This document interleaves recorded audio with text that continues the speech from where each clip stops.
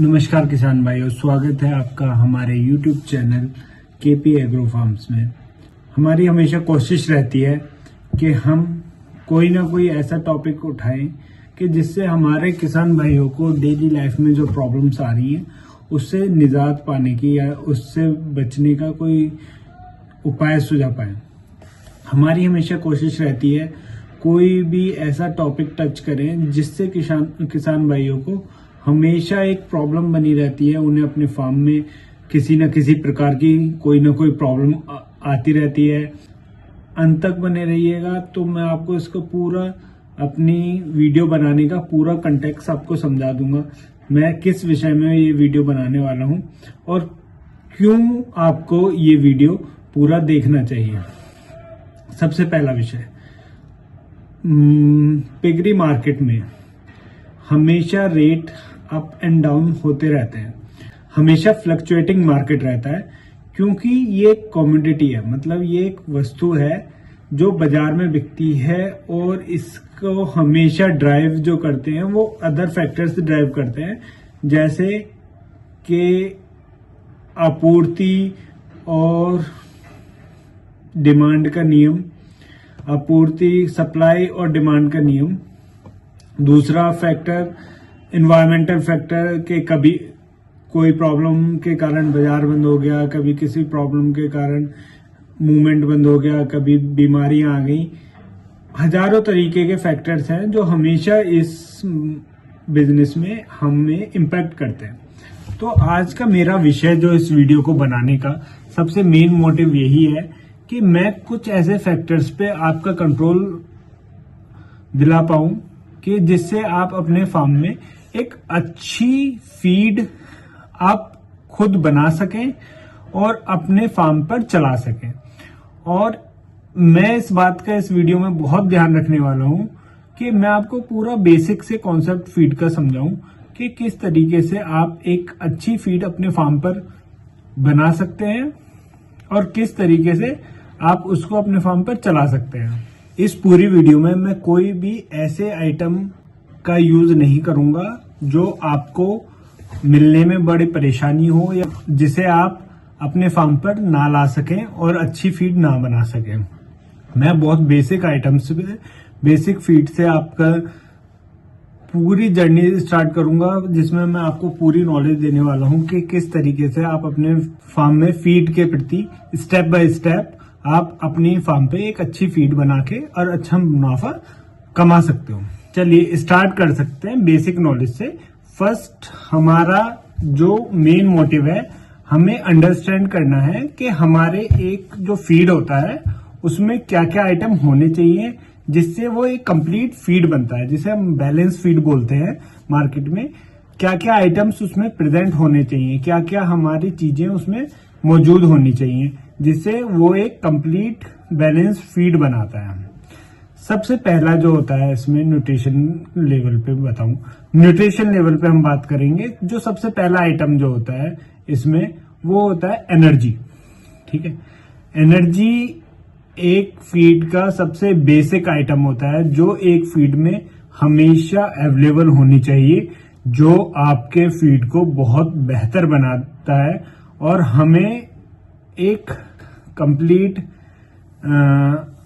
आगे बढ़ने में और अच्छी फीड बनाने में और अच्छी ग्रोथ लेने में एनिमल की जो इम्पोर्टेंट रोल प्ले करता है वो होती है एनर्जी। तो हमें ध्यान रखना है कि हम अपना फीड बनाते हुए एनर्जी का ध्यान रखें कि फीड में एनर्जी हमारी क्या हमारे बैलेंस डाइट के अकॉर्डिंग पूरी है या नहीं है। ठीक है, दूसरा जो पॉइंट आता है इसी विषय में वो होता है प्रोटीन।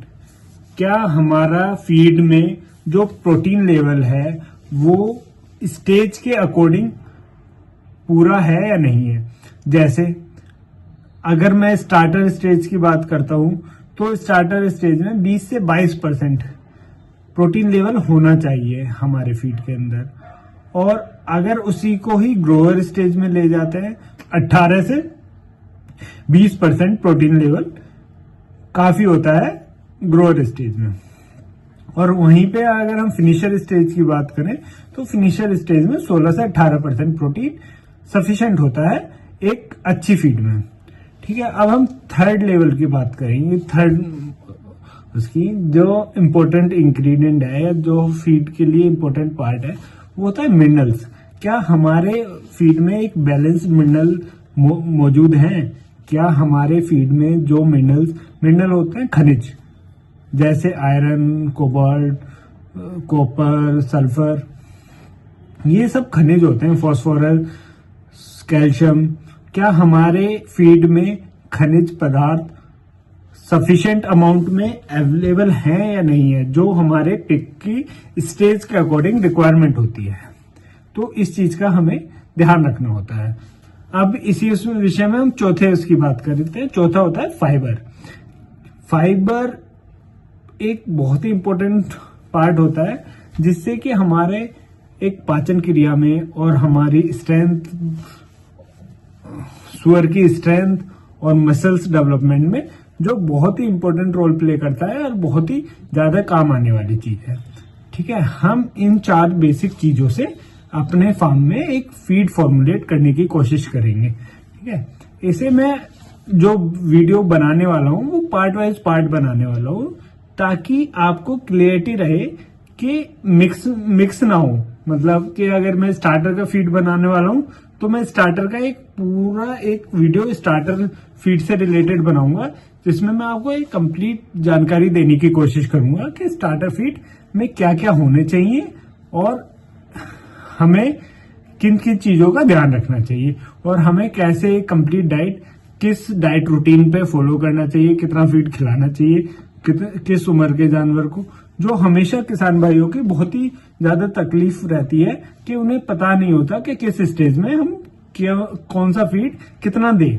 इन सभी चीजों को मैं कंसिडर करके एक सीरीज रूप में बनाने वाला हूं और आप सबको से उम्मीद करता हूं कि आप लोग इस कॉन्सेप्ट को, फीड बनाने के कॉन्सेप्ट को बहुत ही बेहतर तरीके से समझ पाएंगे, ताकि हमें फ्यूचर में अगर कभी ऐसा लगता है कि नहीं अब हमें अपनी फीड बनानी चाहिए, अपने फार्म पे अपनी फीड फॉर्मुलेट करनी चाहिए, तो उसमें आपको आसानी होगी।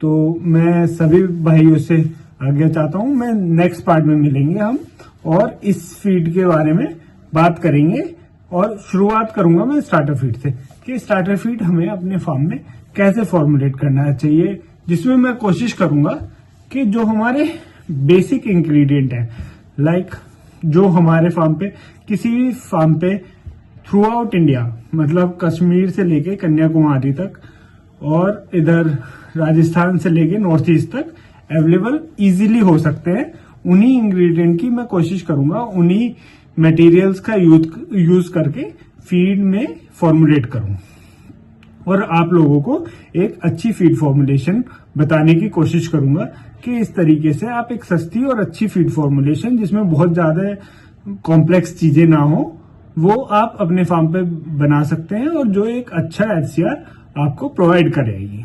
अगर आपको ये वीडियो पसंद आती है तो प्लीज इस वीडियो को शेयर करिएगा हमारे उन किसान भाइयों के लिए जो फीड से परेशान है या बाजार से नहीं खरीद पा रहे हैं या वेस्ट पे या अल्टरनेट फीड पे बहुत ज्यादा डिपेंडेंट हो चुके हैं, जो हमेशा ढूंढते रहते हैं कि कोई अच्छा फीड फॉर्मुलेशन हमें मिल जाए, कोई बेसिक सा फीड फॉर्मुलेशन मिल जाए।